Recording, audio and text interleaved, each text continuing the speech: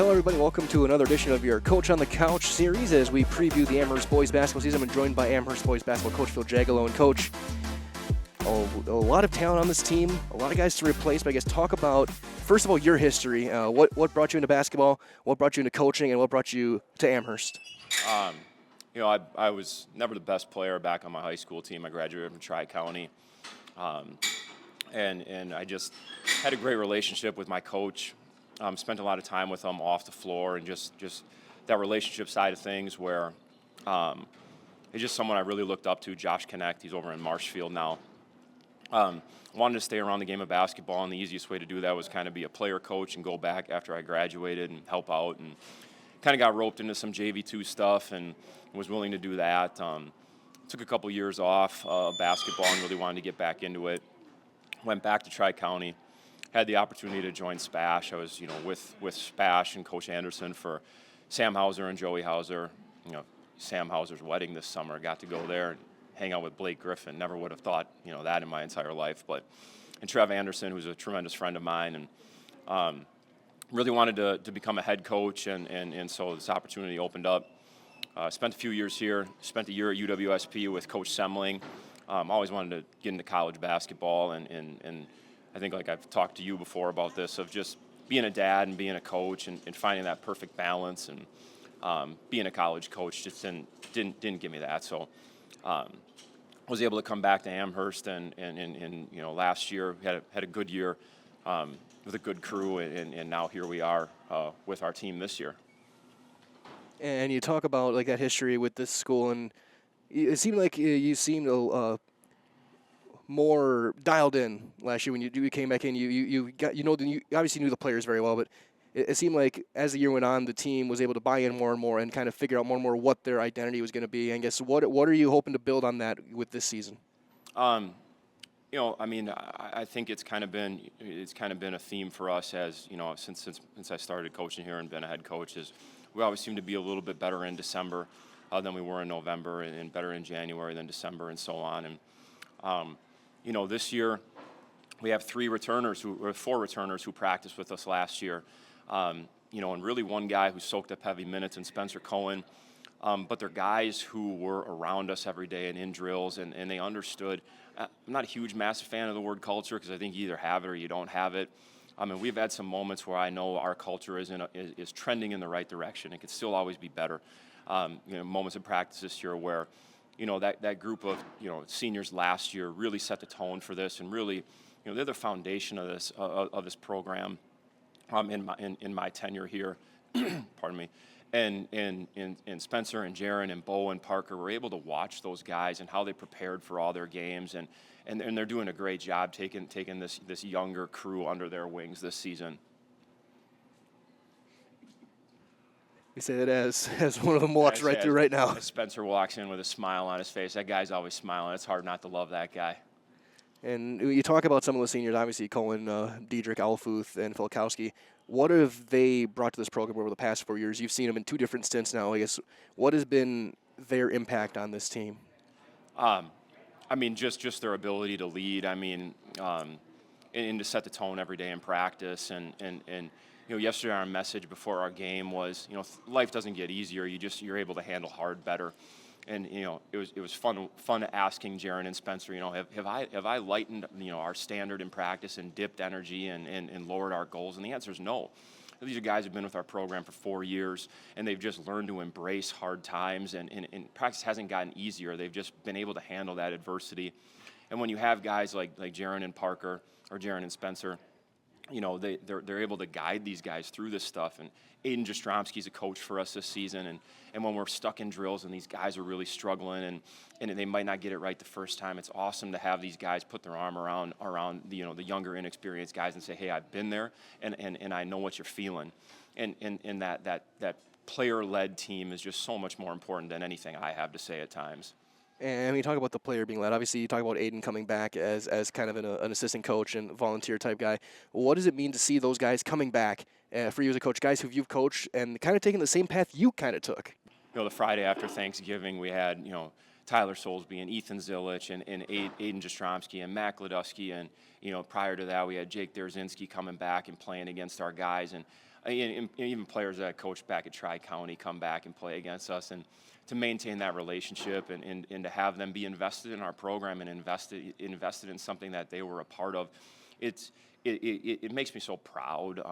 When AJ texted me and said, I want to be a part of this thing this year, that was something that I was so proud of. And he's done such a phenomenal job with us to be this early in his coaching career and to guide these guys and to be a role model for them. The best word I can say is just, and the best way I can sum it up is just how proud of these guys I am. And it seems like I've talked about this with every coach I've interviewed. It seems like every year the season starts a little bit earlier, a little bit earlier, and a little bit earlier. And a lot of these guys are coming from the football field, the cold, the rain, everything like that. Now coming out of the basketball court, it's a different style of a game, different stresses on different parts of the body. How have you helped those guys kind of handle that transition from football to basketball now? When school starts up, we give our guys the month of August pretty much off with football starting and soccer and cross country. We got a lot of guys who are multi-sport athletes. But then when school starts up, Kevin Vanderlaan, who's been a tremendous help for us as well this year behind the scenes. He runs a hoops and lift program, and so we have guys together, doing hoops in the morning, 3 days a week. So they're able to keep their skills sharp. It's all. Can you make it? Sure. Can you not make it? Cool. That's good as well. We understand. So really, we've been in full basketball mode since September, with guys getting together and playing and working on their skills. Like I look at Spencer Cohen, who chose to go out for football this year as a senior. I think football helped him so much to deal with the physicality.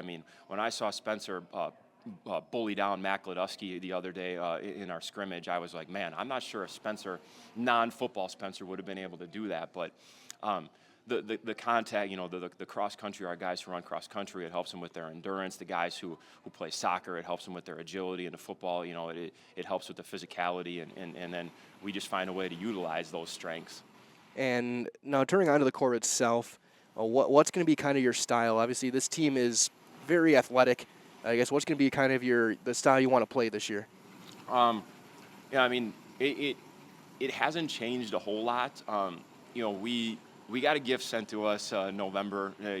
We did a team get together and went to the Pointer game, the Pointers home opener, and that day we met a new player on our team, a transfer from Virginia named Sully Perkins.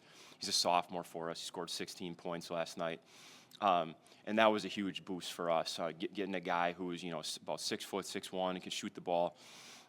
So that really helped us, because one of the things we kind of were unsure of is where are we going to get our scoring from? Who's going to be able to make shots if Jaron's not feeling it that night? I was asking guys like Taylor McCormick, a freshman who's playing for us, and Colton Vanderlaan, and some of these guys who aren't quite as experienced to hit big shots.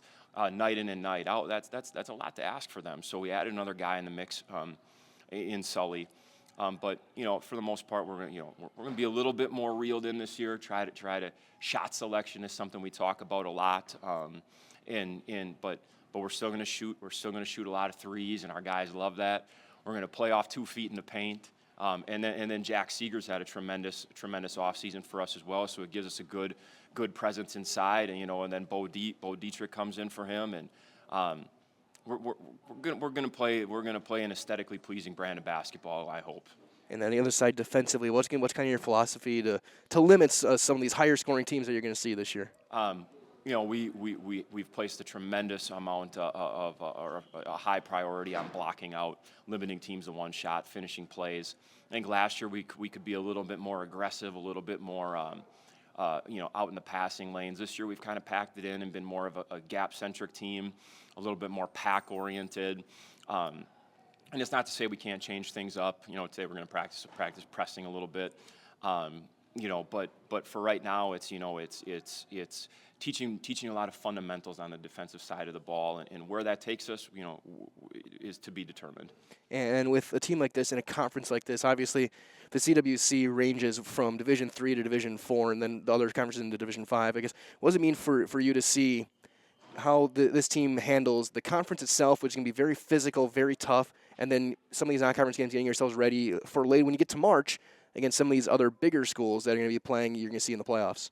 Yeah, the league is very underrated in my opinion, and now like us, we graduated a lot last year.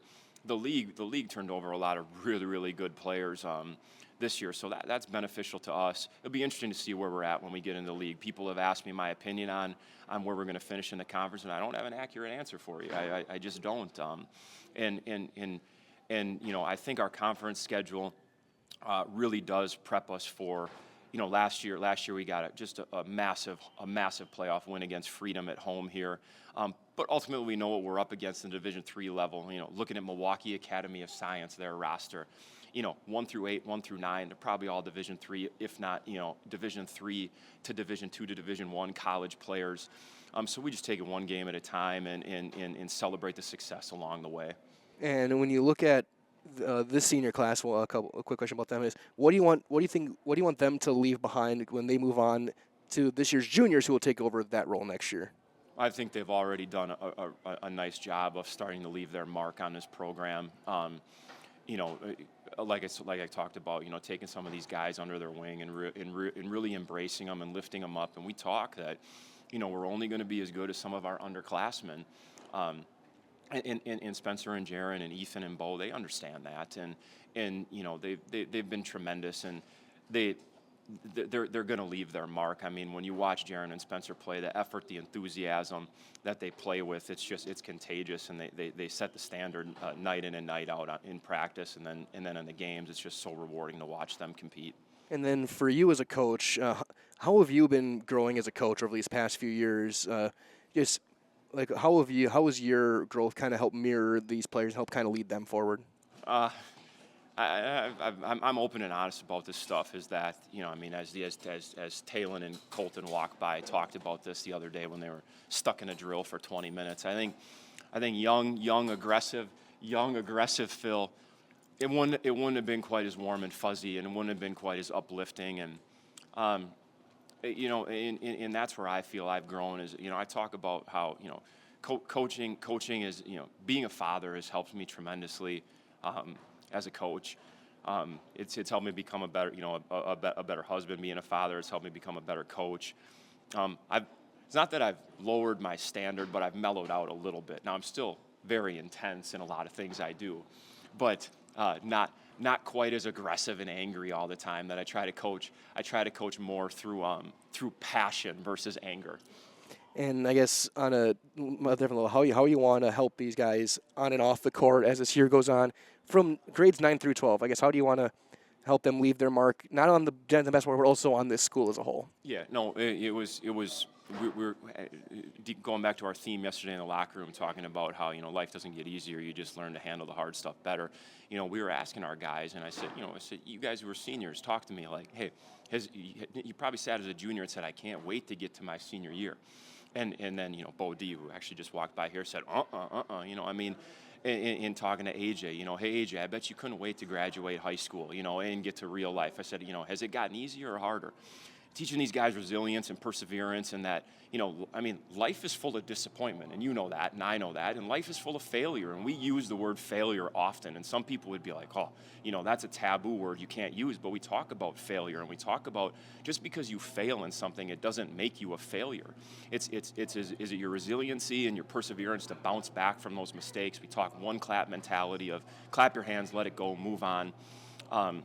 And so those lessons and teaching guys that type of stuff, it'll take them further than scoring, hitting a 3-pointer or making the front end of a bonus. So, Coach, one last thing I'll ask is, for the fans who can't be at the games, who are going to be watching at home, whether you're home or away, what do you want to say to them as we jump into the season here? I think our team this year, and I've talked to multiple people about this, is I think if you measure our team, if you think our team is based purely on success of wins and losses, it's a lot to ask 15, 16, 17, 18-year-old kids. You either make the shot or you miss the shot. And if he makes it and we win the game, to deem us as only successful based on wins and losses, it's unfair. It's unfair to our guys. I hope when teams watch us play, they see a team that's passionate, that competes, and I hope they see a product and a team that gets better, as the season goes on. And that's all we ask is, can we be better today than we were yesterday? Absolutely, Coach. I agree with everything you said 100%. Thank you so much for your time, and we're looking forward to covering the Falcons as the year goes on. Thank you. I appreciate everything you guys do for us. You guys do such a good job. I mean, and I've talked to your guys who interview us. I mean, to put you guys out there and to put your voice out there and call this stuff, it's so special, and it makes it so special for these kids. Absolutely, Coach. Thank you for your time so much. Best of luck down the road. And that's Phil Jagielo of the Amherst Falcons. The boys basketball season just getting underway. We'll have plenty of Falcons games all year long right here on Zaleski Sports. And this has been your Coach on the Couch.